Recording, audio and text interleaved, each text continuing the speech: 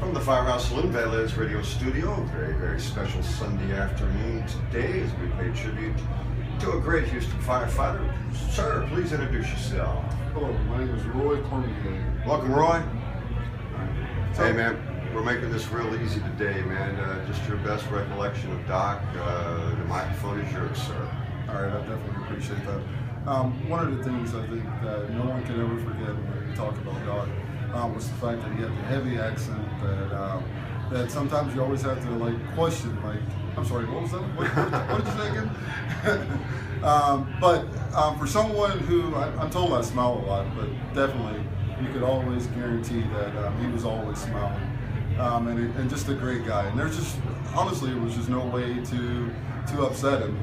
And he and I kind of played follow the leader just a little bit. So it seems like I was always moving to a station that he had been at. So it was always like that whole deal of like, you know, this is where Doc used to be. And I think that's what I remember most in addition to making calls. Excellent. Thank you, sir. Gentlemen, just step up to the mic, man, and we'll just keep this thing going. Howdy, sir. Welcome. Really appreciate you talking to us today. Introduce yourself, please, sir. Yes, my name is Sean Gonzalez. Welcome, sir. I work at Station 70. I'd like to thank you all for the opportunity to say something nice about our fellow firefighter.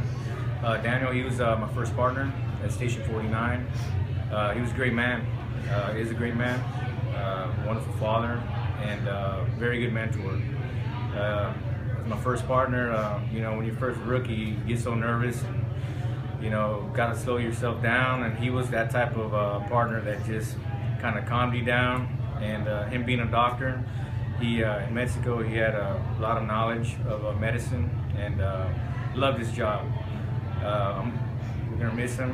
He's a great man, and we'll try to, you know, carry on his legacy of being a good paramedic.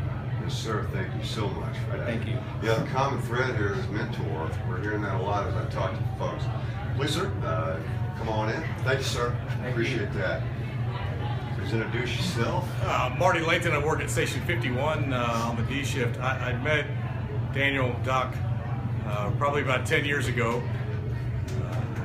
I worked with him on his first day on a side job in North Channel, and he introduced himself. And as Roy said, he had a real thick accent.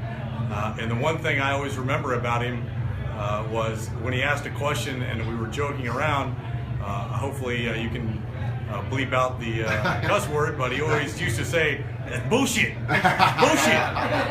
And I always remember working with him, probably the most gentle and kind guy I've ever met. Everything he did was unassuming. He did not ever really do anything kind of crazy. Everything he did was with a purpose.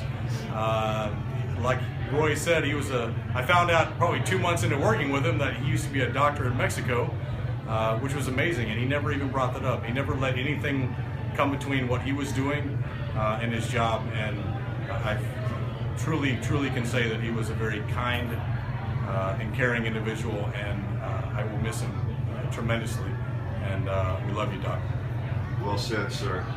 Well said. That is not bullshit. Hi. Hey, how you doing? My name is Michael Brown. I'm with 51 on the D shift. I've never actually met Doc. He passed before I even had a chance to meet him. I'm new to the department. I've been in for about 4 years. But it just kind of goes to show that the fire department is a giant brotherhood. You have people that may have never met him in their entire life, but they'll still come and show support because we are a giant family. And you know, just based on, I mean, you can sit at a firehouse and hear stories about people you've never heard of, but have a good laugh and have good stories just from people you've never met. But it is a giant family. And then when you lose one, even though you've never met them, it affects you just the same. And just want to say, you know, like as a giant brotherhood, when you lose one, it affects every single person, whether you've met them or not, that you lost somebody from your family. And I think that's what a main part from the fire department is. It's just a giant brotherhood, and he'll definitely be missed. Well said, my friend. Thank you. Gentlemen, thank all of you. If we could, just one more thing. Yes, please. Come on, all please. if we could, guys. So I think one of the things that we know from talking with Angie, she sometimes tries to make it seem like she's distantly related, but we don't do distant relations at all. We're family, and it is blood related, and it's closely blood related. And if we could, real quick, if we could just take an opportunity to say to Daniel Doc Caballero, you know, we miss you, brother. We love you, and we'll see you on the other side. Thanks, Doc. Thanks, man. We got it from here. All right. I never knew Doc, but I met Felix. Sean called me for me to help him with this fundraiser, so I jumped on the boat with him, and here I am today. And I'm so thankful. My heart just is bubbling for helping this fire family of mine. And I love this fireplace. I love everybody. They're my family. Thank you, Doc. You're our family, Angie. All right. All right, guys. Thank you very much. Thank you, gentlemen. All right, bro.